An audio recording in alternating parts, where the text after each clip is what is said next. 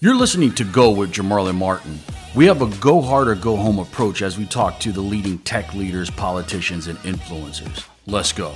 Today we have family wealth advisor Tunde Ogunlana. We're going to change it up today and talk about wealth. So you have 17 years of experience as a financial advisor. You're running your own advisory practice, creating wealth for families, managing wealth for families. Share with the audience what you do.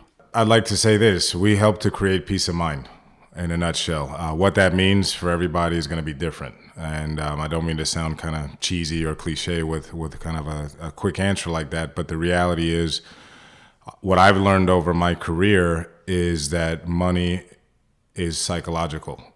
So at the end of the day, my job is to get to know the family I'm working with and how they relate to money, period. After that, investments, services, things like that to me are all tools that help them meet those goals, whatever those goals that they have as it relates to money might be. So that's really what I do in the end. How often are you thinking about kids within the family and the kind of college planning in terms of the age group 21 to kind of 35? I would say if that age demographic is within the family that I'm working with, then it's a thought. Clearly if I'm working with a young family that has 2-year-old kid, then I'm not thinking about that age range in that particular scenario. But we work with families. A lot of the families we work with are entrepreneurs, either first or second generation business owners. So where we find that age range might be either the children or the grandchildren of the owners, and maybe their interest or lack of interest sometimes in getting into the family business, and how that's going to then relate to the family's overall wealth plan and strategy. Okay, got it. Are you familiar with Jay-Z's lyrics on 444? I believe the track is called Legacy, but he's now putting kind of gems in his music about wealth creation and some mistakes that he's made. But it's interesting that you're starting to see that injected into hip hop. Yep. So yes, I am familiar with the album and several songs. Not only Legacy, I was impressed with certain things that Jay-Z alluded to in the story of OJ. When it came to talking about art, for example, as an asset class, we rarely hear art talked about in general in the financial community, unless you're really dealing with the ultra high net worth, but even less so in environments like hip hop and more traditionally maybe the African American community. So to hear not only things like art being discussed, real estate ownership. I believe in Legacy talked about wills and estate planning. So yeah, it's great to hear Jay-Z talking about those things. And I've heard different artists kind of throw in some gems here and there. I mean, even I think there was a song in the 90s by Busta Rhymes where he talked about mutual funds and money market accounts. So I've you could pick that up over the years, but you're right that Jay-Z I think went a little bit deeper than most in that album. I guess after Prince died, reportedly he didn't have a will, and his net worth was $300 million.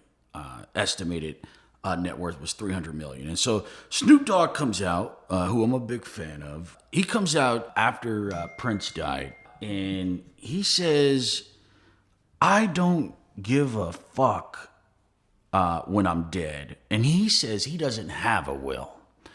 And so, let's talk about this thinking, specifically within Black America, where, hey, you only live once, spend it while you're here. Or in Snoop's case, why do I care about money? I'm gonna be gone. Who cares? Yeah. What's that about? Well, that actually, I mean, I never knew that he said that, so I'm a little kind of disappointed to hear that actually, but it doesn't make me look any different at Snoop as a man or an artist. It's just, again, going back to how we started the conversation, money is psychological, period, end of story. So clearly Snoop, has a feeling about his money and his wealth. And I guess the transfer of that wealth to whoever, whether it be his kids, a nonprofit, a charity, that he doesn't seem to care, I guess, about the direction of that wealth after he's not here.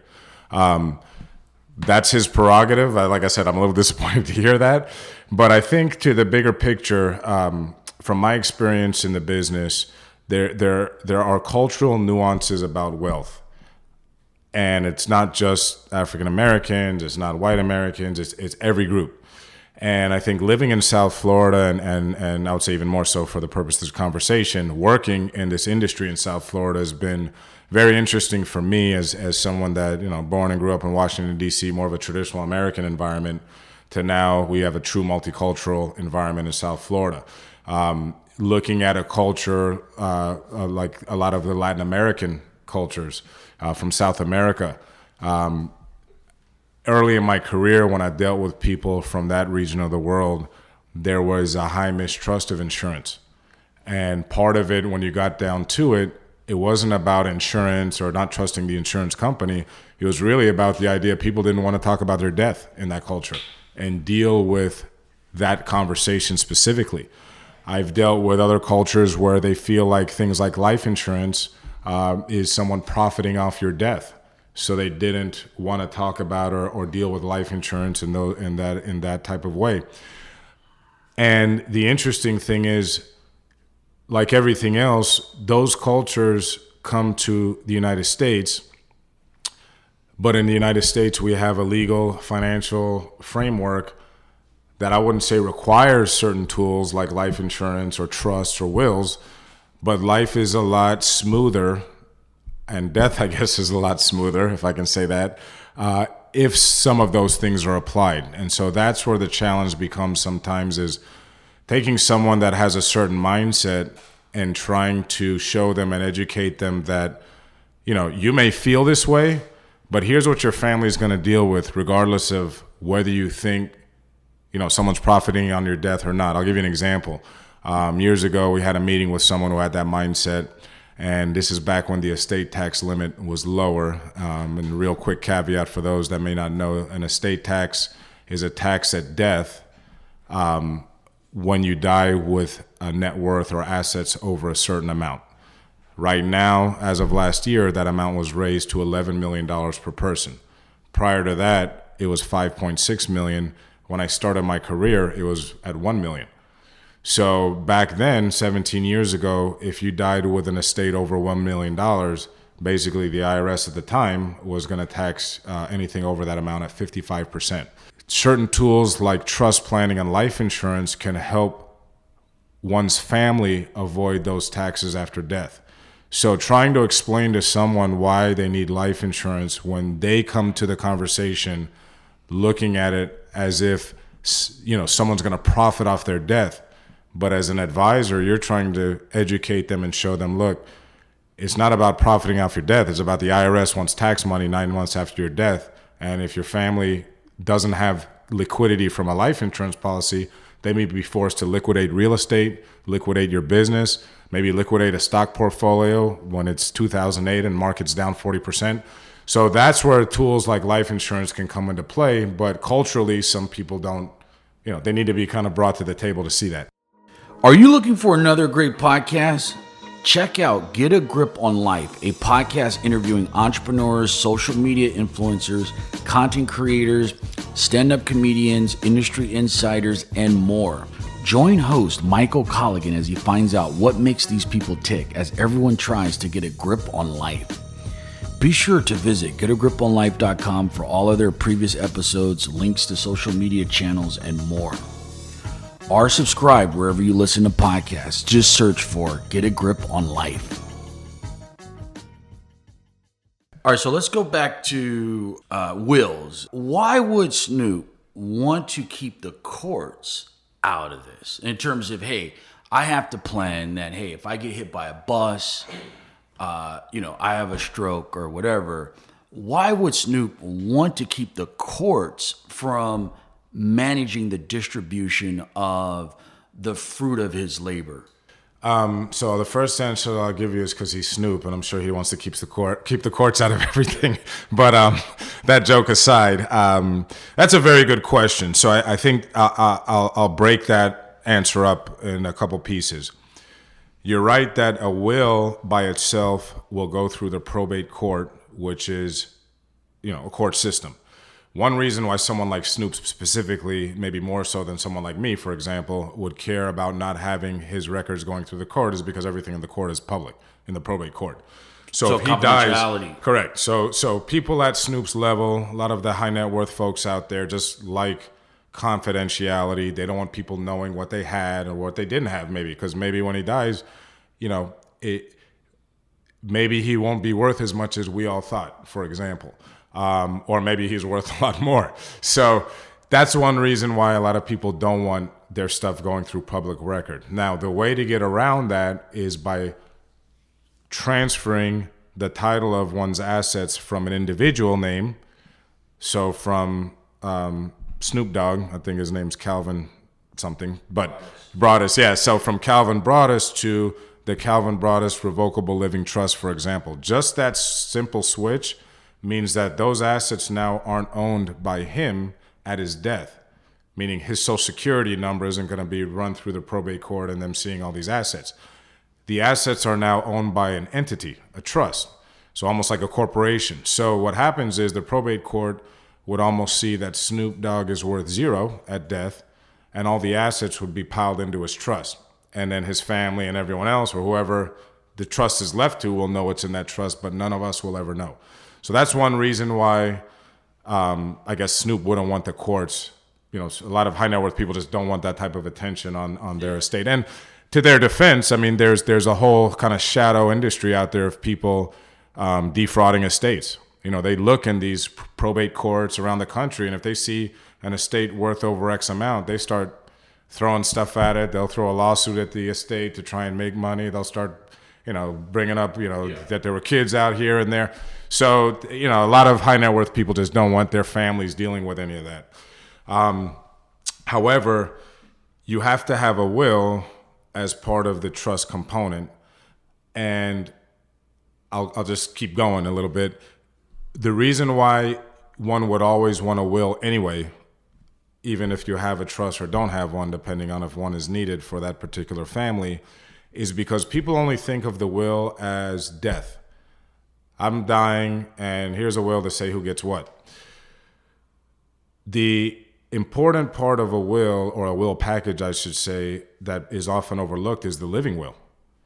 And I'm going through that in my practice right now. We have a family that, good clients of ours, and good, it is also not just their wealth, but their close relationship, and we build good relationship over the years with our clients. They were vacationing in Italy this summer, just 4 months ago, and I get an email from the wife that the husband basically had a brain hemorrhage while they're on vacation. Not too old, I mean, he's in his early 60s. And today he is in a hospital here in Florida, basically brain dead. I believe they're giving him about a year from the time they admitted him to the hospital back here in Florida. And at that point, she'll have to make a decision if he doesn't really wake up, whether she needs to pull a plug or not. Right now, we just got done with submitting all the powers of attorney to the various financial institutions that his name was attached to. So something like his IRAs, his individual retirement accounts. You can't have a jointly titled IRA.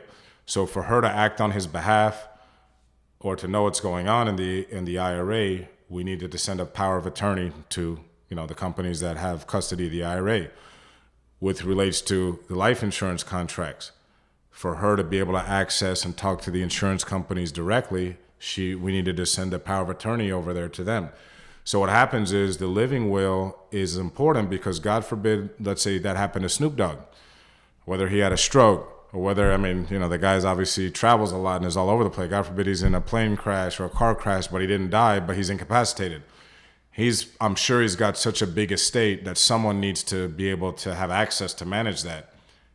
And if you're legally incapacitated, how's that going to take place? The other thing that's important with the living will is the healthcare directive. In the event that Snoop Dogg, again, is in a car accident or something and he's rushed to the hospital, and there may be decisions made about pulling the plug or not pulling the plug, someone's going to have that authority. If not, the hospital has the authority. And who knows what decision they decide to make on your behalf. So those are all things that come into play with a will.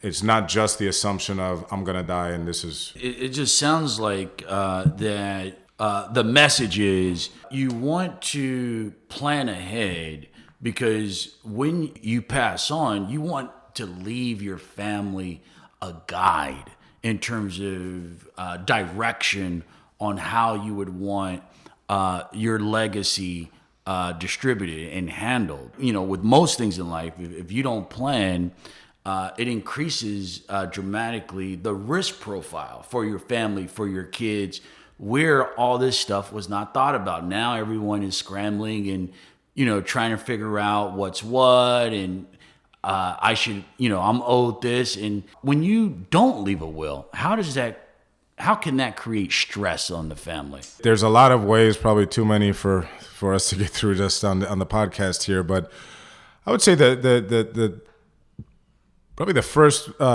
ways that it can create stress is it really doesn't provide a guide for the family, the heirs, as to what to do with just things.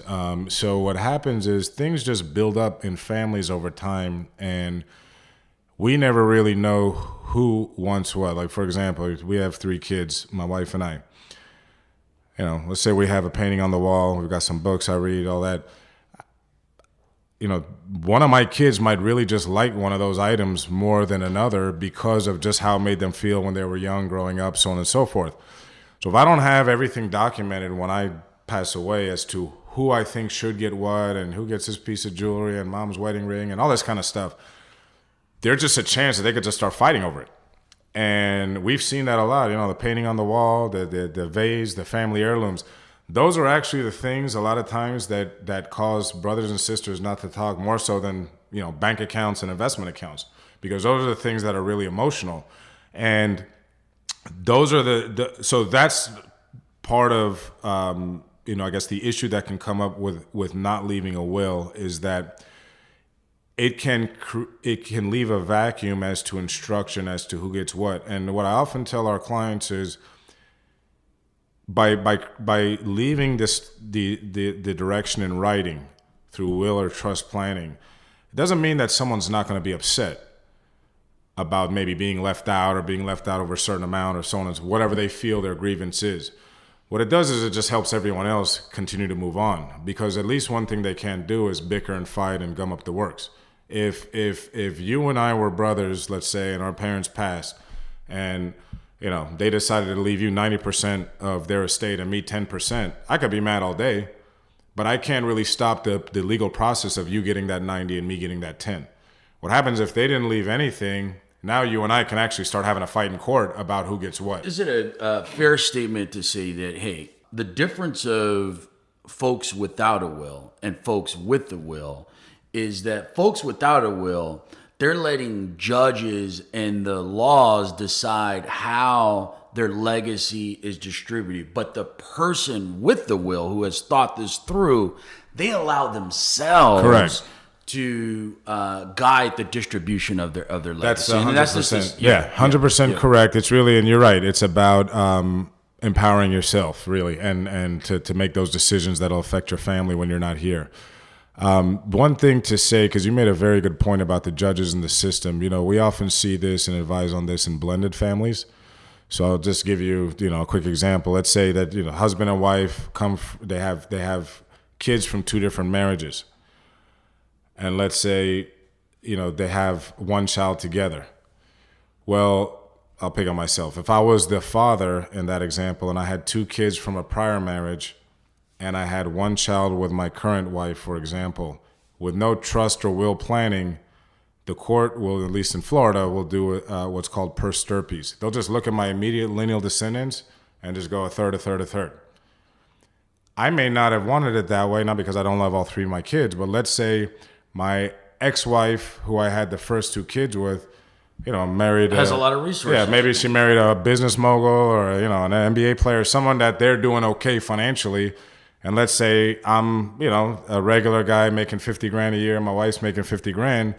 maybe I would have wanted to have more of the resources go to my current family and the child just because that just makes sense financially. So you're right. The court won't start looking into all those details. Okay, well, let's see which family is doing better. And they'll just say, okay, well, when Tunde died, who are the three lineal descendants? Okay, these three, boom, they just get it all equally. And what happens too is, let's say my ex-wife, not in that example of the wealth, let's say the reason why she got this divorce is because we had her Baker acted, and she's had a history of issues. Maybe not to the point where she is, in a facility or something. She's legally capable, but she's someone I don't trust with money, let's say. That she's just going to blow through it. Well, if the kids are minors, when I pass away with nothing in writing, and she is their legal guardian, because they're not age of majority and they can't handle money yet, what happens is the assets that will be left to them by the court are left in basically with the guardian.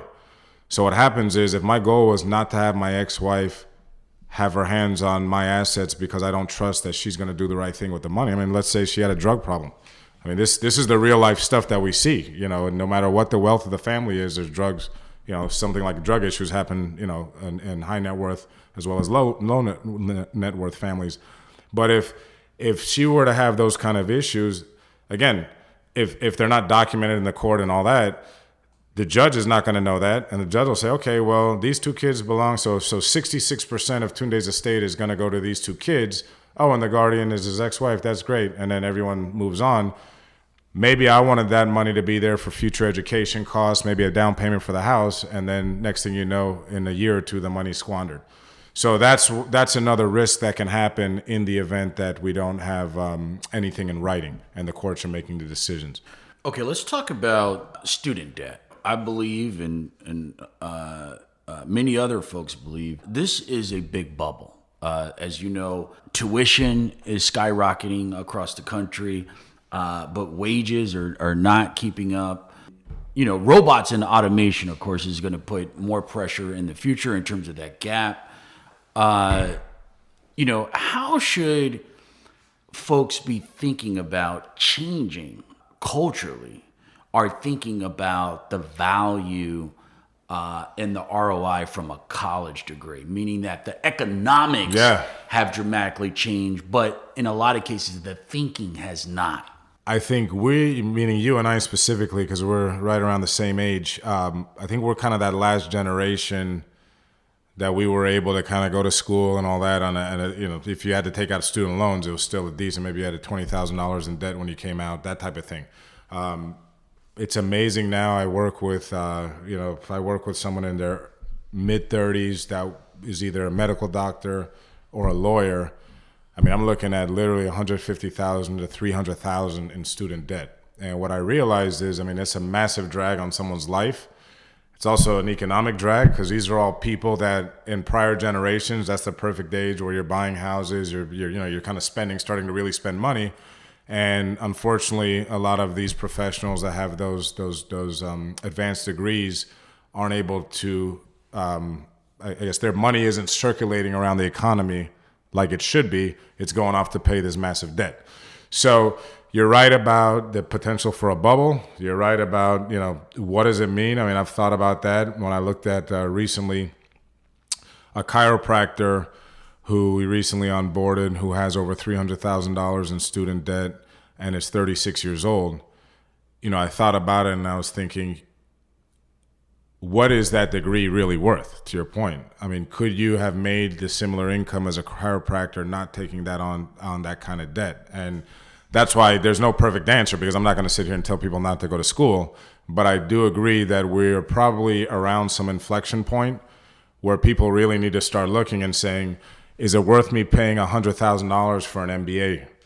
Like what? Because I think at this point, MBAs are like bachelor's degrees were 30 years ago. They're kind of a dime a dozen. When we look at the subprime crisis in 2008 and the buildup to that, the most dangerous debt for society is debt that's easy to get, meaning that people behaviorally get into a lot of trouble when we have easy access to debt. All right. And of course, America and other parts of the world experience a lot of pain from that easiness of kind of getting a mortgage. No documentation loans, 500 FICO score loans. Yeah. I read about a worker who picked strawberries buying like a $400,000 house in California. and so in this case, the government is holding over $1 trillion of debt in their portfolio. The education department has, at least in 2016, had a 1.2 trillion student loan portfolio. And that excludes, of course, some private student debt. But because students can get hundreds and hundreds of thousands of student debt without credit or without a job, and so everyone could borrow this money without any credit check. We're not paying enough attention to the risks that are being added, tuition inflation, and the run-up of this debt. It sounds like we're going to be facing a crisis pretty soon. And the Wall Street Journal reported that 40% of student borrowers aren't making payments, and this includes most of these students have graduated college already. That's 40% student borrowers aren't even making the payments, and we're in a bull market, meaning that. Hey, the recession, you're going to have to experience that. What's going to happen with this student debt, this $1 trillion plus of student debt, in the next recession or financial crisis? Well, you make a good point about I didn't even think of it that way. That we're in a bull market, and you've got 40%, according to the Wall Street Journal, of student debt not even being paid. So what happens when things are actually bad? Yeah. I'd say this, just to kind of stay on that point really quick, is luckily it's only $1 trillion. And I know I say only, and it's a T there, and it's a lot of money. But what I mean is I think we're at this point as an economy, we're producing 19 trillion per year in GDP in terms of our output. And if you look at, we've got a federal deficit of almost 22 trillion now. We've got a budget deficit now back up to 800 billion. So my point is saying, I'm not saying that lightly. I actually am concerned about the debt all around in our country, but I think this is going to be a drop in the bucket compared to some other bubbles that could burst, that could have a much bigger effect. So, because if you look at the 1 trillion, probably, there's a lot of it that's performing. People are paying back those notes. So you're probably talking 300 billion that might really be at risk of default. And, I would say this, fortunately, our economy is big enough that even if, we had a $300 billion scare, we'd survive it. It wouldn't be like the collapse in 08. Now, I don't think the student debt bubble in itself would collapse the economy, but most likely if you have a massive buildup of the student debt and you don't really have the employment support for it and wage support for it, most likely there's other pockets of issues. Yeah. And so when that stuff all comes together, that's when the experts like, oh, we haven't thought about how you're all right. this stuff is connected. They're all intertwined. You're right. Yeah. And kind of it's like fingers of instability, almost like what do you call it? Like an avalanche, right? It's one little thing kicks it off, and then 10 minutes later, half the mountain's falling apart. So, no, that's definitely a possibility, and I think it's even. I think it's what's the way that the last kind of the Great Recession started, right? It was that little department in AIG somewhere with 400 people that were messing around with some of these subprime mortgages, and all of a sudden Lehman Brothers collapsing, a year later. So I agree. Now, going back to some of the things that you alluded to, because they're very important, one of the issues with student debt versus something like a mortgage, and why it's a little bit more of a dangerous type of debt for the system is unsecured. Yeah. At least a mortgage is secured by something Good real, point. a hard asset. So that means there's always going to be some level of value there. That's what happened during the financial crisis. All these mortgages went default, all that, but then you had hedge funds, private equity groups, business development companies that could go in there. They bought the debt cheap.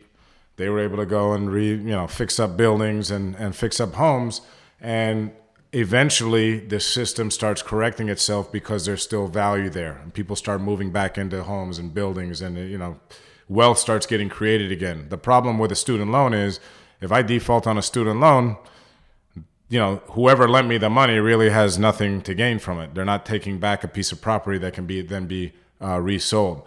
So that can be a little bit more painful than when there's a default on a hard asset.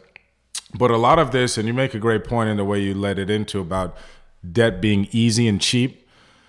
So this really gets back to, again, behavioral finance and psychology. I mean, we're all humans creating all of these different things, debt, money, and all. It's all human inventions. So this goes back to just the way the brain works and brain chemistry. And there is a certain percentage of humans, and a large percentage, I mean, it's probably 35, 40% of human beings can't think past 90 days. Like literally, their brain isn't made up that way. So when they're being dangled these carrots of easy money and all that, their mind isn't thinking all the way ahead to what is this going to mean in 4 or 5 years. Or they might be deluding themselves that somehow they're going to be able to pay this off through some scheme. So the point is that I think what we saw going into the financial crisis, and this is where I'm going to be very careful on how I say this because I love the capital markets and I own a business in the financial industry. But because of human behavior, that's where I'm a fan of certain types of regulation in the financial industry, like not allowing somebody with a 500 credit score to borrow 100% against the property, because they will do that. And the fact they have a 500 credit score means that they don't have the track record to pay it back.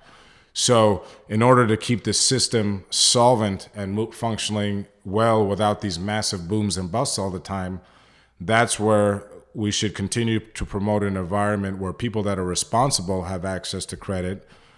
People who have shown that they're irresponsible, maybe not so much.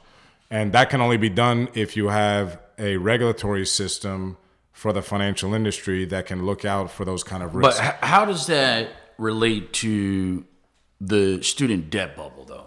Well, I would say I don't know where the exact correlation is directly. I would say indirectly, I'm sure they correlate. Meaning, I know that a lot of people can get student loans and have gotten student loans. Principle, correct. Same principle, yeah. And I remember when I was in college, I mean, for Pell Grants and things, I was just signing stuff, and all of a sudden I had $5,000. You could get an extra check. You could get some extra money. And exactly. And when I was, 19, 20, 21 years old, to get an extra $3,000, why not? And I wasn't thinking about when I'm 35, am I going to pay that back or not? So should I have been allowed to do that? Well, looking back, probably not. I mean, I didn't do anything productive with the money. So yeah. Some Democrats, probably some Republicans too, I just haven't heard them. They're pushing for free tuition, more free tuition in the academic landscape in the United States. And the problem I have with that, and I think free tuition is good.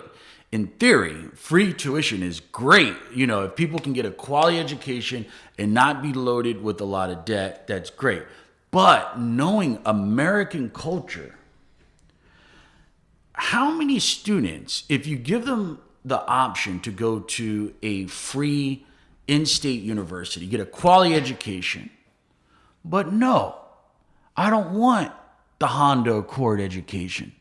I want the Ferrari. And so even if, governments provided for free tuition, I see a significant, possibly a majority, choosing not to go with the free option because they perceive the other alternative, 100, 150K tuition over a 4-year school as kind of the bling degree. Like, hey, I'm going to get a better job. I'm going to have more prospects if I go to, the more expensive school. So I'm not just going to think about free. I'm really going to go towards the quality. And then if I can borrow without resources, they'll let anybody borrow money. Then I'm just going to go to the more elite school. And so I feel like the politicians can only do so much in terms of, even if you have free tuition, there's a lot of people like, hey, I don't want to drive a Honda Accord. I want a BMW. there's nothing a politician can do to fix that mindset. Well, I think, I do agree that with the way our culture is, you're right, that sometimes the things that cost more automatically are perceived to be better. I agree with you that free tuition for everybody probably isn't the answer, and it's just because I'm not a big fan of free stuff, because what happens is when people get stuff for free, they don't appreciate it.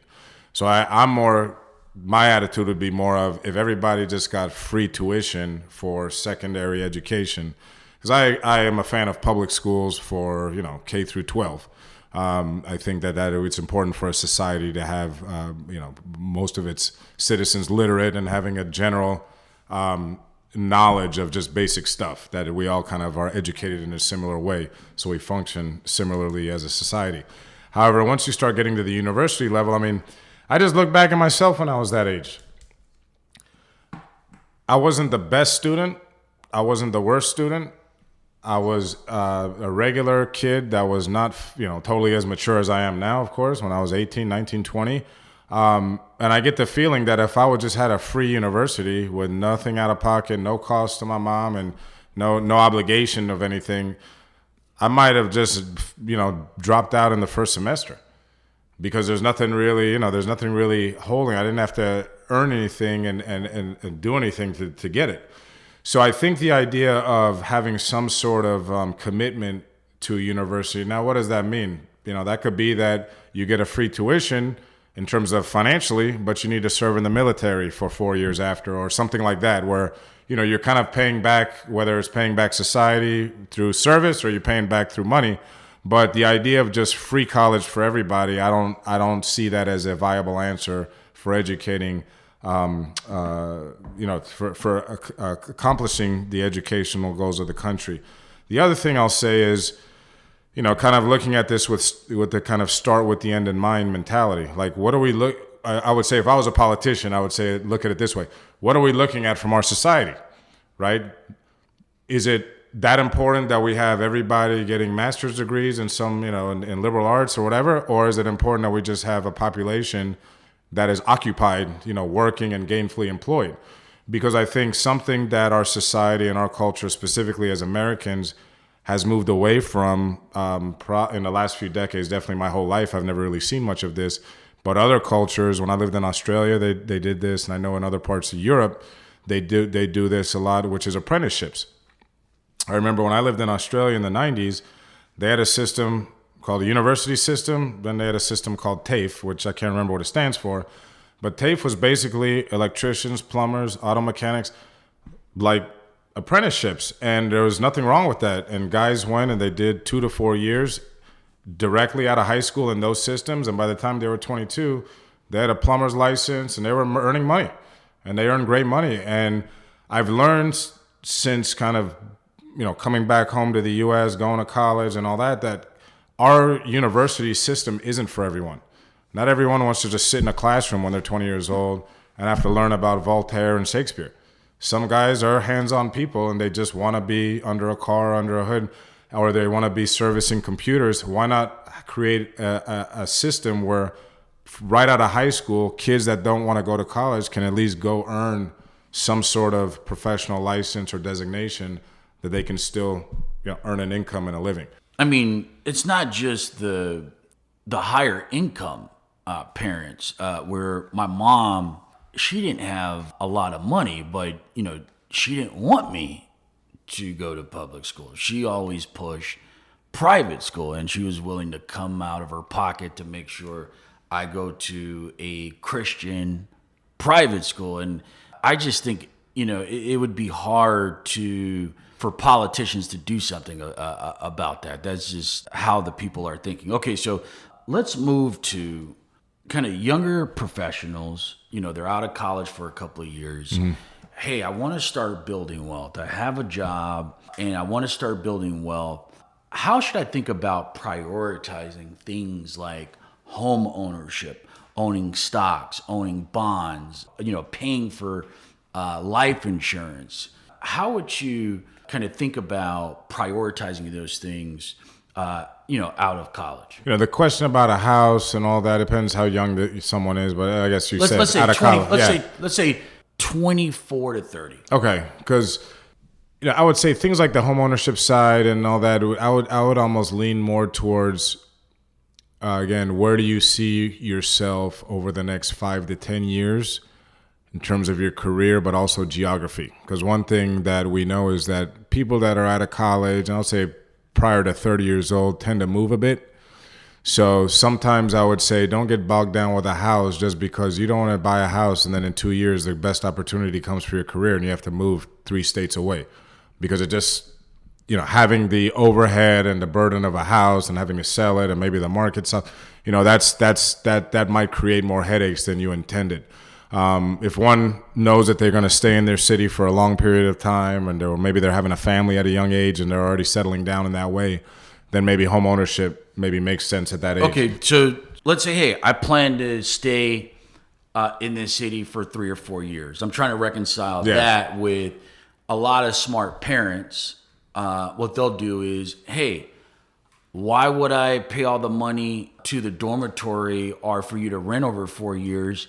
I remember parents buying properties for their students to live in for 4 years. They can, not a guarantee, but possibly gain from the appreciation. I don't want to give money to a landlord or the school for 4 years when I can just buy something and possibly get some appreciation. No, look, that let's say 4 years. Hey, I plan to live in this city, our area for 4 years. How would you prioritize those things? I would say this because it's very unique towards this, to the geographic location we're talking about. So I'll give you an example. Working with a family, their son's at a university in a school in Kentucky. Now, Kentucky's not South Florida in terms of real estate pricing. So what they were looking to do was buy basically a single family home there for $125,000, so that their son could live there while he's in school, but after he were to graduate, they could rent that house out to other students going forward. So for them, it was really a long-term investment, which made sense. It was, I think, 2 miles from the campus, and the price point made sense. $125,000, taxes and insurance in that part of Kentucky were going to be less than $1,000 a year. Now let's translate that to South Florida. If you were going to have a kid at Florida International University or University of Miami, both schools being within probably 20 minutes of each other down in Miami, you're not buying anything for $125,000 in Miami. So you're looking at probably the equivalent home in that part of Miami is going to be $250,000 to $300,000. So at a lower or moderate price point, you're saying correct. That, hey, I would really crank up the home ownership. Well, it's just about what's your level of risk, I guess. If someone has $50 million in cash laying around, then I guess $250,000 is risk, but most people don't. So, and what I was going to go with on the Miami side is the carrying cost. In Miami, because we don't have a state income tax, you're going to be looking at about 2% of the purchase price in property taxes. So if you're looking at a $300,000 house, you're looking at about $6,000 a year in taxes. And then the amount of hurricanes and all that stuff we get, you're probably looking at another $2,000 to $3,000 a year in insurance. So now you've got carrying costs in Miami on a $300,000 property of about $8,000 to $10,000 a year. But if you can only get $1,000, let's say $2,000 a month for rent at best, you see what I'm saying? Is that the smartest thing financially?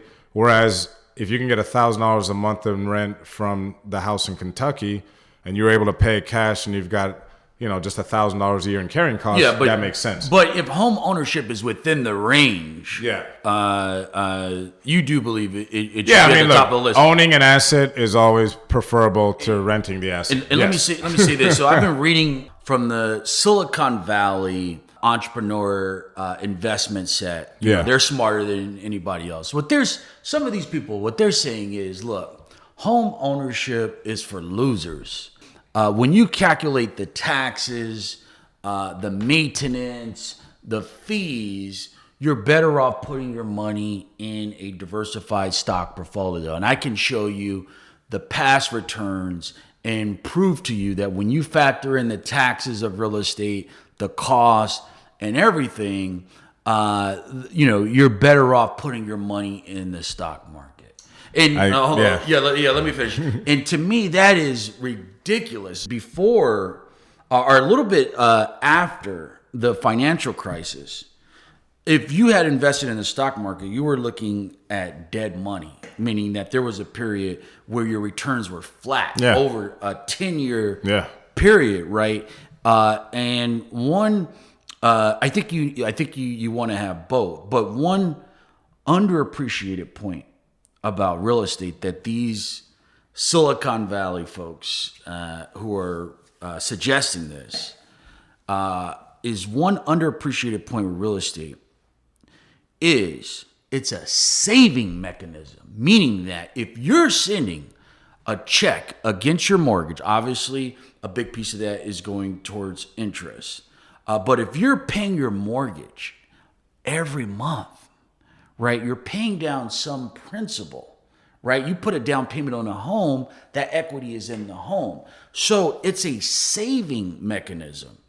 These Silicon Valley, they may be right, but they're not factoring the behavior of folks, meaning that a stock portfolio is more liquid, as you know, right? And so, hey, I need some money to go on a vacation. I'm going to sell these shares in Apple and Facebook, meaning that it's much more difficult to pull the money out of the real estate. And so I think that's underappreciated. I think you're right. That goes back to the behavioral finance and some of the stuff we alluded to earlier. I think people who have those assets already, like stocks and investments out there, kind of folks like us don't appreciate that mindset, that the person who can't save and who can't kind of think past a certain period of time. But that's most because you look at the credit card usage. I agree. That's kind of that's what I'm saying. That's why when I talk to most of my peers and people, even my clients, they're like, "Oh, well, I don't understand how someone can do that." But I think you're right, 100%. And I think that's where,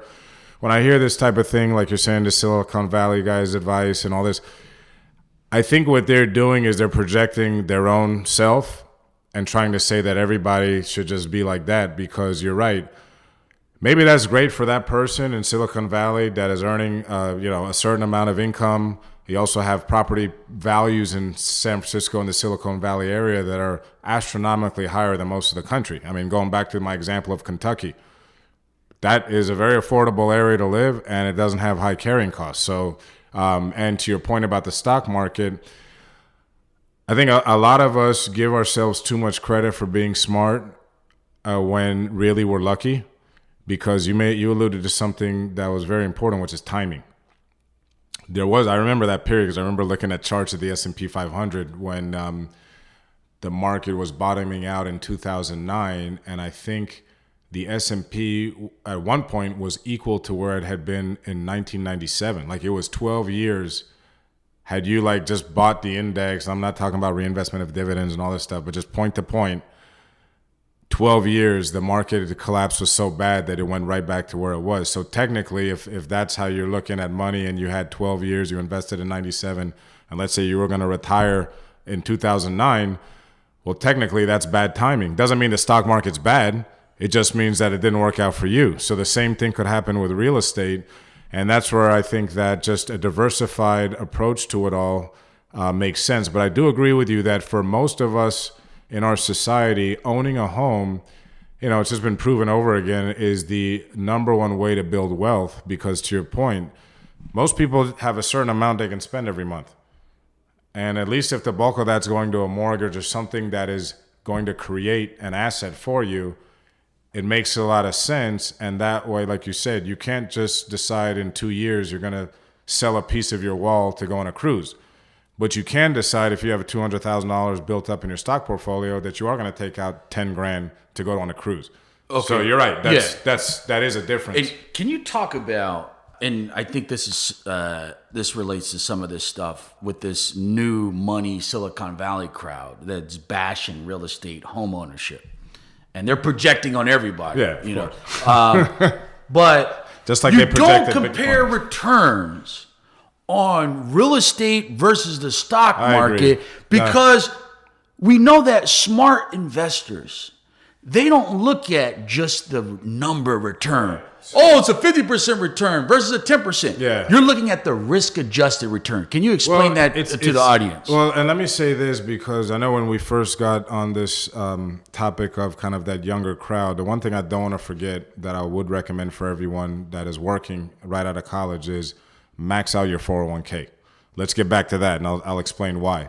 But to allude to what you just asked, risk-adjusted return versus kind of just total returns overall. I mean, that's a great point. Let's look at the stock market. We're now, today is November 14th. Starting on October 10th, the market started really gyrating. And I think from top to bottom, the NASDAQ went down 14%. And if you look at some of the stocks like Amazon and I think Facebook, to a lesser extent Apple, I think they're all down over 20% over the same period. So to your point, the market has better returns than real estate, but the risk is a lot higher. Real estate's a little more boring, but the risk is a little bit lower. There's no free lunch. In general. Now, real estate can be risky if you make a bad real estate investment, but I'm just saying in broad generalities, just like a savings account, right, has one of the worst returns. Real estate generally is a lot safer than holding Facebook. Yeah. Than holding. Well, and here's something else that I'll get to besides safety and returns. Here's where I do advise a lot when it comes to real estate. The tax benefits. Remember, let's not forget the use of the tax code as almost an investment vehicle. I mean, if you look at, we advise clients to do that regularly. If they have a little bit of, if they have the means to do it, to buy investment properties, for example. Why? Because you can do things like use accelerated depreciation. You can write off certain expenses. You can, depending on if you're actually incorporated as a real estate business, if you own several properties, you can start writing off your gas mileage for driving to look around and collect rents. You can write off your cell phone because you're taking calls, from tenants and you're using that to manage your business. So there's a lot of creative ways through the tax code that real estate provides us that can offset other things that might be generating income. So for example, I might buy an investment property, depreciate it, but because of the depreciation on my real estate, it offsets income tax that I might pay from an investment I made in the stock market, or a capital gains tax, or just my regular income from working. So that's an example of, if someone just had hypothetically $100,000 laying around per se, and you ask me, okay, what makes sense? And I'm not going to create a fake case here, but let's just say it made sense for them to buy the real estate. Maybe because they're a high income earner, it makes more sense. We're actually going to put more money back in that person's pocket through the long-term growth of real estate, plus because of the depreciation, if they're earning a high income on the other side, they're not paying taxes on that income. Versus if we put that $100,000 in the stock market, well, if it went up 10% in a year, okay, great, we made $10,000, but we didn't offset income tax and other things that real estate provides. Before we move on, just want to tighten up how to look at a risk-adjusted return, where if you see somebody and they say, man, you'll get better returns in the S&P 500 or in stocks than real estate. So let's say stocks give you 4 times the return as real estate, right? So the right way to think about it, it may give you 4 times the return of real estate, but it could be 20 times the risk or 15 times the risk. And so that's what we mean when we talk about a risk-adjusted return. Are you being compensated for the risk you're taking? I'd say in our industry, the measure to look at would be what's called standard deviation. The standard deviation of a portfolio, an individual security, or even something like real estate can be measured. Normally in the investment world, they go back 1 year, 3 year, and 5 year standard deviation. So what does that mean? Let's just say hypothetically, over the last 5 years, the stock market has averaged 10% annual return, but it's had a standard deviation of 8. That tells us it's a broad way of measuring risk, because that tells us that over that 5 years, the market has deviated 8% up from the average. So the high point was 18% or 8% below the average. So the low point would have been 2%. So it's a quick way to say, okay, I could average a 10% return in that investment, but I'd be watching maybe my portfolio swing between 2 and 18%. Again, that goes back to someone's emotional say. Some people can take those kind of swings, some people can't. Now, I might look at a similar investment in a real estate portfolio, let's say, and maybe we've had a good run in real estate in Florida, in the last few years. Maybe the real estate portfolio has averaged 8% return, but the standard deviation is 2. So that means over the last 5 years, the real estate has returned anywhere between as high as 10% and as low as 6%, averaging 8. And it's a good point or question you're asking, because that gives us a comparison of risk-adjusted returns. Because just looking at the rate of return of 8 and 10%, someone might just jump at the 10.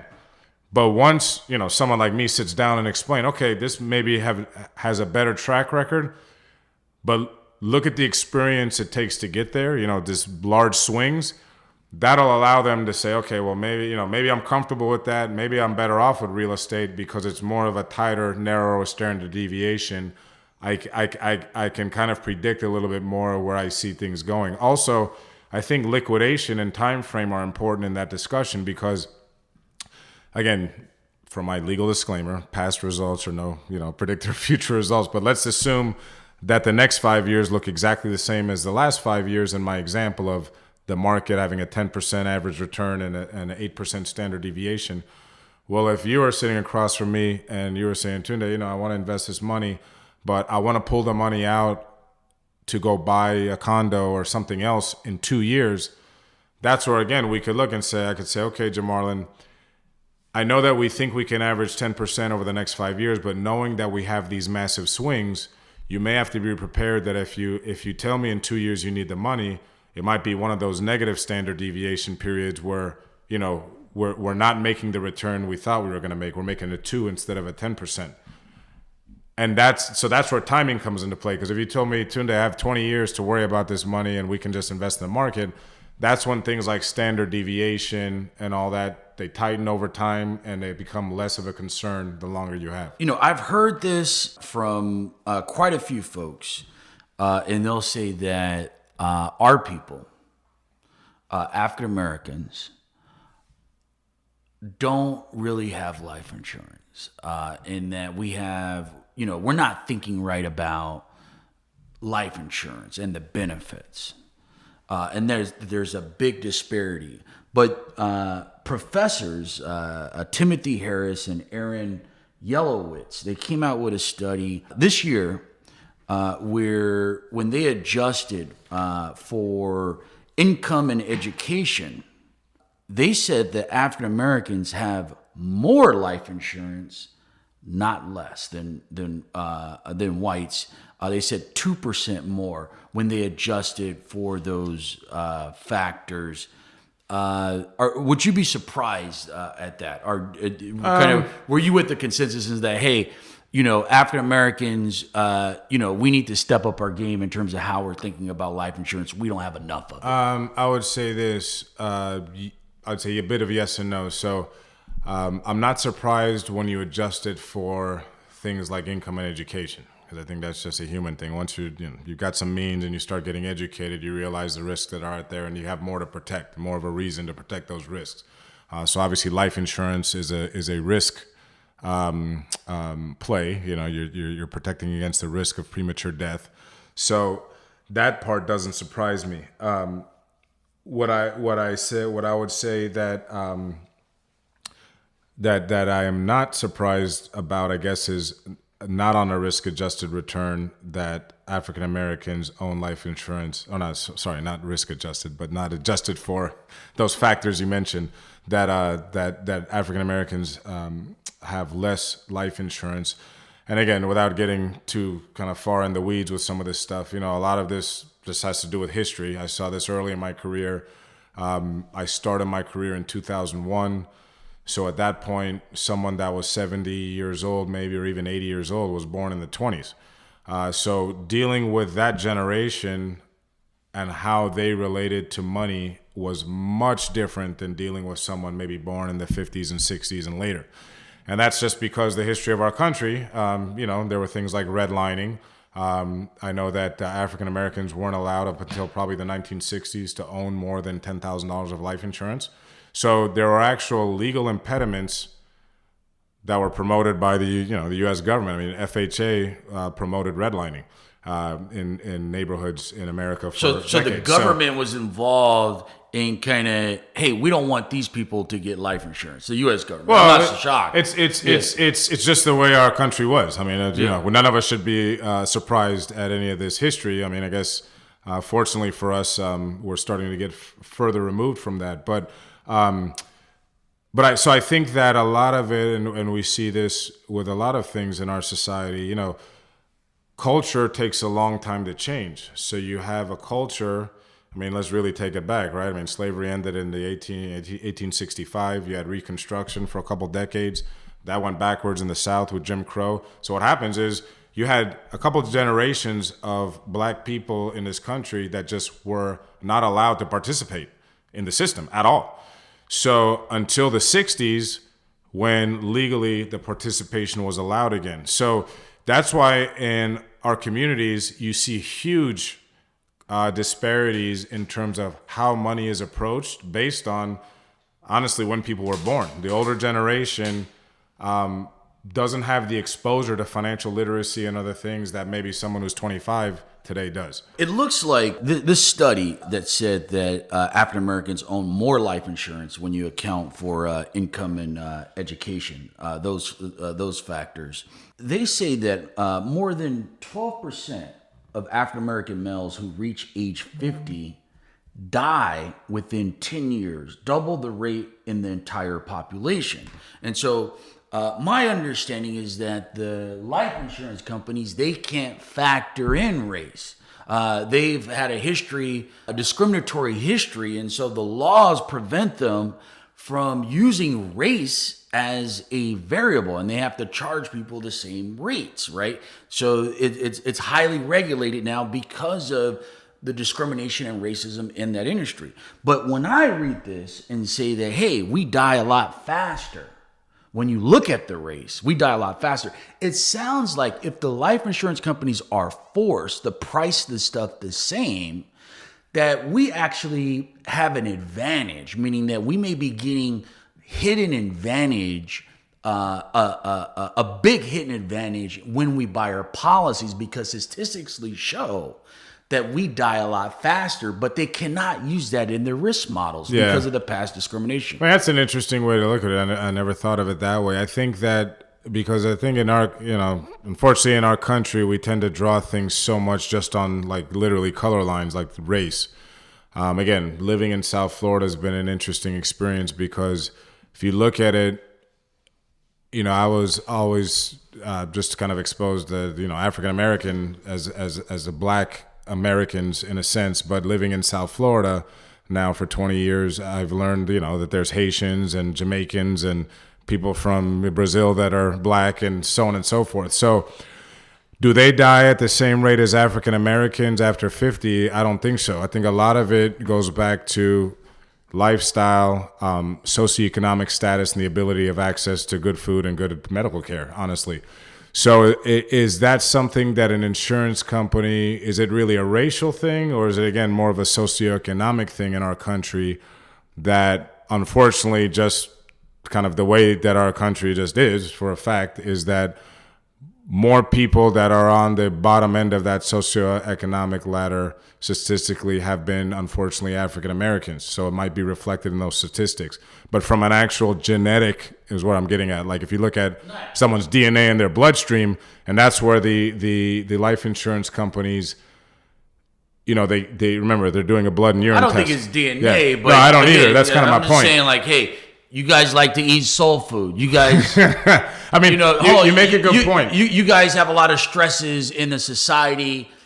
in terms of, on the job and financial pressures. There's a lot of different factors, but if the data says die faster, and let's say even if you account for education and income, it just sounds like there's an advantage there to use the past discrimination against the life insurance company. I agree there's an advantage if you look at it from that perspective. I would say similarly, because I saw a very interesting article where the life insurance industry is trying to get access that what they'd love to do more than anything else, from the underwriting perspective, which I can understand from their perspective, is getting access to the information from these DNA companies that, everyone's been using, 23andMe, Ancestry.com, things like that. Because when you're doing your DNA test to find your heritage, there's a lot of good information about health and all that kind of stuff. So I would put it as a similar example to that if I got an Ancestry.com result back and it said that I'm susceptible to this type of cancer or this type of whatever, technically, a life insurance company right now, in the way the regulations are, they can't get that information from that company. So, lying on a life insurance policy is against the law. It's a material misstatement. But if I had a policy I just got last week, and then, a week from now I get back my Ancestry.com information and it says I'm susceptible to this and that type of cancer, but I came back as a preferred non-smoker on my life insurance thing, it's kind of a similar thing. Like, I got away with a standardized underwriting, but my individual position means that I'm probably better off having this life insurance because I might have a shorter life expectancy. Okay, can you quickly share with the audience the difference between whole and term life insurance, just really quick in very elementary terms? Okay, that's hard for me to do quickly. Okay. No, but okay. I'm just joking because now you're getting into stuff that I do for a living, so it could go on. But to be quick, there's a way in the industry that we've learned to explain it. So think of term insurance. It's exactly like it sounds. You own it for a certain stated term, a period of time. So it's like leasing or renting. Generally, terms are offered at 10, 20, and 30-year blocks. There are 1-year terms, there are 5-year terms, but those are less common. So imagine, I'll just pick on the one in the middle, which is 20-year term. So imagine I'm just renting insurance for 20 years. I'm paying a premium, no different than if I'm paying premium on for auto insurance, car insurance, or homeowners insurance, meaning if I get in a car accident, my auto insurance does something. It pays out. So to help people who are not not familiar with life insurance, you're saying like, hey, this may help you think about it if you compare it to car insurance. At least correct. At least the term. So meaning that something has to trigger in order for the insurance to pay out. So in the car insurance example, it's getting a car accident or something happened in my car. In the term insurance, it's basically I have to die. So unfortunately, it's a little more morbid. But the thing is that just like with auto insurance, if you had a 20-year term and I either missed premium payments during that period, or let's say my contract anniversary was today, November 14th, and I pass away on November 16th, God forbid, 20 year, after the 20th anniversary of the policy, then my family gets nothing. The policy no longer really exists. It doesn't pay out. Just like if I missed my car insurance premium and then I got into a car accident and I'm no longer covered, the insurance company is just not going to pay. So that's why we kind of equate it to renting, because it's like you're renting an apartment for 20 years. Once you give the keys back to the landlord, you don't really have anything. You didn't build equity. You don't have anything to show for it. Whole life, on the other hand, and also there's another type called universal life. But to stick on the topic at hand, whole life is what we call permanent insurance. Unlike term, whole life, most whole lives now are designed to last past age 100. The original whole lives from 100 plus years ago were usually designed to last to age 100. So the idea is that it covers you for your whole life. So for that reason, they're priced a little bit differently because the industry on average pays out about 2% of term policies. 98% of policies usually the person lives past the term. So like I own term insurance. I bought my first block of term insurance when I was 32. It was a 20-year term. there's a high probability I'll be alive past 52. So the insurance companies can price that in, and what happens is they can price term very inexpensively. So it's a great way for a young person, let's say, to start owning life insurance. So generally, if you're in your 20s and 30s, it's dirt cheap. You usually want to go with term. I've done, just for like some of our families when they're children, we're doing some planning for them if they're getting married in their 20s. I've run like 20-year terms on some people in their 20s where it's literally like $600 a year for $1 million of coverage. It's so cheap that I just tell them you might as well get it because one day you'll have kids. Repeat the kind of pricing that you're seeing. Yeah, the range of pricing. Definitely. Again, for the legal and compliance folks out there, this is just top of the back of the napkin math. But I've seen definitely stuff for under $1,000 in term insurance for people in their 20s when you're talking about seven figures. Let's say $1 million in coverage. So what I've told them is, this is so cheap. $1,000. Yeah, or $800 a year, $600. Depending. Remember, this is preferred rating. Depending on where they're at. Obviously, someone 24 is going to be slightly different than someone 29. I see ads online sometimes, and it'll be like $50 a month. Yeah. That is. Well, that's interesting. Yeah. Those are kind of teasers when you look at it. They'll say, a 40-year-old can get $500,000 for under this a month. And you look at the fine print, that's usually a 10-year term at a super preferred rating. Because you gotta check a lot of boxes off to get that rate. But if someone can check them off, then they'll get that rate. It's put it this way, term insurance is great. It's a very inexpensive way to leverage money. Let's call insurance what it is. You're leveraging a risk.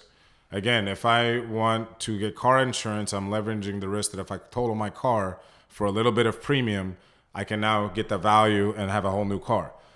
If I have homeowners insurance and the hurricane blows my house away, I paid a little bit of premium. I'm getting hundreds of thousands, maybe even millions of dollars to build a new home from the company. So life insurance is no different.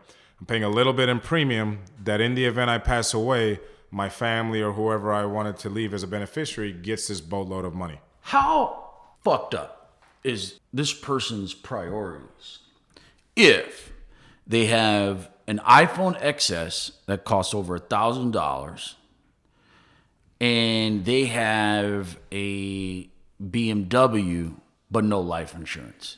In terms of on the scale of my priorities are messed up. It's as messed up as Snoop Dogg's comment about not having a will.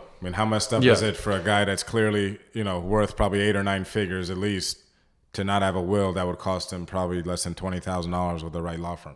So, it's the same type of mentality. I think a lot of it honestly is ignorance. If people were educated about what all this stuff really means and how it could help their families and all that, I think they probably would choose a different path. But because they haven't, and I don't bash any of their own advisory team, because I've had people in my circle like this too, where you're trying to explain the right thing to them, they just don't want to listen.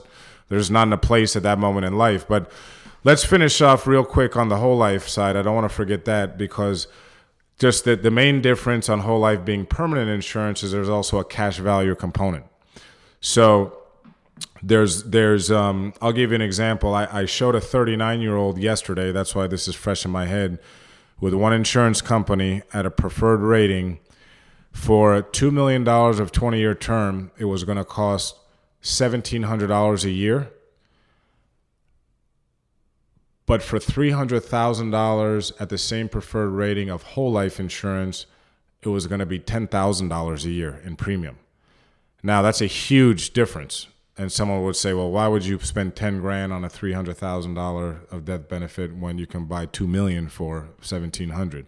And again, there's not necessarily that one's better than the other. They just both work different ways, and one needs to be educated as to what the benefits, pros and cons are.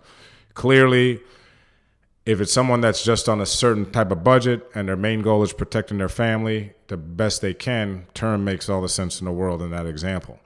But the reason why we were considering the whole life for this gentleman is he's got some entrepreneurial stuff going on. Life insurance, whole life insurance, and when you're building up cash value, can offer several great benefits. One is asset protection. In the state of Florida, and many other states as well, but definitely the state of Florida, there's a statute by the Florida House, and that says that all life insurance and annuity cash value, with this conversation about life insurance, is 100% exempt from creditors. So bankruptcy, litigation, all that is protected. Now, that's not if you're shoving money into life insurance after you've committed a crime. I mean, there's still ways that, I want to be very clear about that. But in normal circumstances, if someone were to be funding a life insurance policy for 10, 15, 20 years, they got $1 million in cash, and then, if someone sues them for something random, by Florida statute, that money cannot be touched. So that's one reason why people find value in cash value life insurance. The other is, as far as whole life, the company we were looking at yesterday, their current dividend rate is 5.4%. I think the 10-year Treasury right now is around 3%, and the Fed fund rate is 1.9 maybe, or 1.75, I think. So in any case, the dividend rates, at least over the last 20 years, if not traditionally longer, of whole life companies, on average, because they're like every other type of institution. Some pay more, some pay don't. But the dividends are highly competitive in terms of what other alternatives out there that are considered safe. Because remember, whole life insurance is considered a safe or a safer investment vehicle if one's looking to grow cash. So explain that. The person decides to get whole life insurance, and it has value whether you die or not. Correct. So that's building the equity. Yeah. So but can you explain to the audience kind of how are they receiving their dividends? They're receiving it, normally it's annually. Most companies just pay one dividend annually, and they pay it into the policy cash value. So it's almost like if it was an investment account, it's like getting a dividend on your stock. It just goes into the account. It just kind of mixes back in with the cash. There's all kind of different ways that cat can be skinned. Some dividends can go to buy and pay for buying more life insurance, so your death benefit actually grows over the years. Some don't. They go for, they can cover other things. So that's a little bit, separate. But going back to the 30,000 foot angle of the conversation, that's why whole life and cash value insurance in general, unlike term, is not seen as renting. So just like I said, a 20-year term is like renting an apartment for 20 years. After the 20 years, you turn in the key and you don't have anything to show. In the cash value example in whole life, it's almost like buying a home.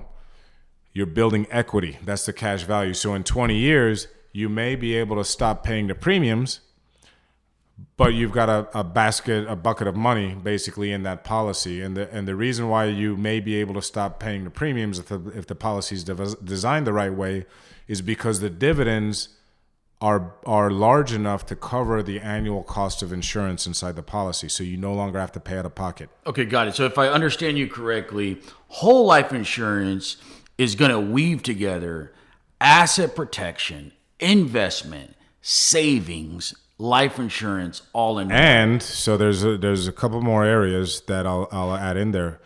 Tax benefits. So want to be careful how I say this. It's life insurance first. I always say that. It's not the cheapest investment. It's not the best place to just get a rate of return, high rate of return.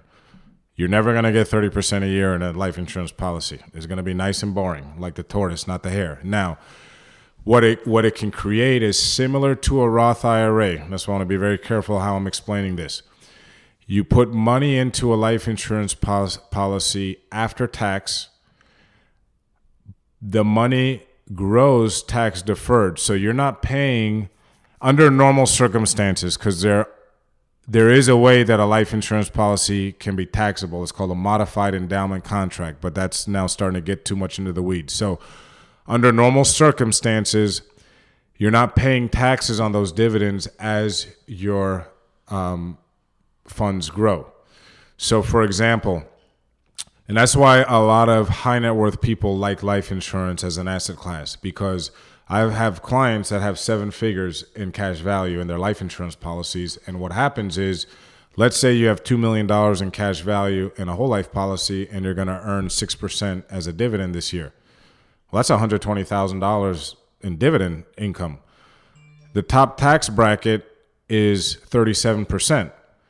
So if that was 6% paid on a bond portfolio, let's just say hypothetically that was in a non-retirement account, just kind of someone had at a brokerage firm, that income from that interest or dividend would be added to the person's overall income for that tax year. So if that person was, let's say, a doctor or, a professional executive somewhere, and they were already earning, 2, 3, 400,000 a year, now they just had another 120,000 dump on top of that. They're going to be paying a lot of taxes on that. So having that type of income inside of a life insurance chassis avoids that current year taxation. The other advantage of life insurance then is one can be, if one is operating the policy properly, can be strategic and pull money out of the policy in a tax-free way through loans up to basis, and then once you're returning your own principal, you're not paying taxes on that. So what happens is, one of the things I talked about with the gentleman yesterday was in projecting out his whole life, if he keeps it for, let's say, the next 15, 20 years, he could do a concept which is called bank on yourself. People that have accumulated a lot of cash in their life insurance can borrow from the insurance policy to do something else with the money. So for example, we talked about, down the road, he might be able to borrow, let's say, $100,000 from his policy, use that as a down payment, let's say, on a piece of real estate. He can rent that out and have the tenant basically paying back his life insurance cash value. That's a way to basically become your own bank. So a lot of wealthy people end up using those kind of tools and techniques because, like I said, the example, if someone had $2 million in their life insurance policy, now that's a lot more you can borrow and do something against, and you're not going to a bank, you're not having to get qualified, you're not getting your credit affected, you don't have to wait 2-3 months to close the deal and all that. You can just immediately move, borrow the money, and then slowly pay back your policy. And a lot of policies are designed where I don't want to say you don't have to pay them back, because the purpose of a loan is to pay it back, but the dividends may be credited in a way that the dividends pay the interest of your loan. So that's why that's where you start getting into the nuances of kind of life insurance. I want to go back to wills. So the scenario is the person is 30. Their situation is pretty straightforward. They have maybe 1 or 2 kids. Let's say the couple is making $75K each. They have investments, a small amount of investment. But hey, we want to do some financial planning and develop a will. What range of cost can they expect in terms of what type of investment? To someone that straightforward, I mean, they can probably at least get some sort of basic protection through something like a LegalZoom, which might be $300-500. So you're saying it could be okay, depending on your budget, to just use a template to get started. Sure, I mean, that's because think about it this way. I don't recommend that to my clients because they're a little bit more complex than the example you gave. But remember, something's better than nothing, meaning even if it's a boilerplate, template, cookie cutter, but if you're incapacitated and you show up in a hospital, a healthcare directive is a healthcare directive. So at least it'll give someone authority to make decisions on your behalf in that example, or a power of attorney. I'm just talking in the example you made of a young couple that's 30 years old, kind of just, where they're at. Just having that basic protection makes sense. A starter will, yeah. Yep. Now, the other thing which is interesting, and I think I did this early in my career when I was young and I was working at a big corporation, a lot of big companies, if you're 30 and you're working for a large corporation, through your group benefits, you might have some sort of prepaid legal.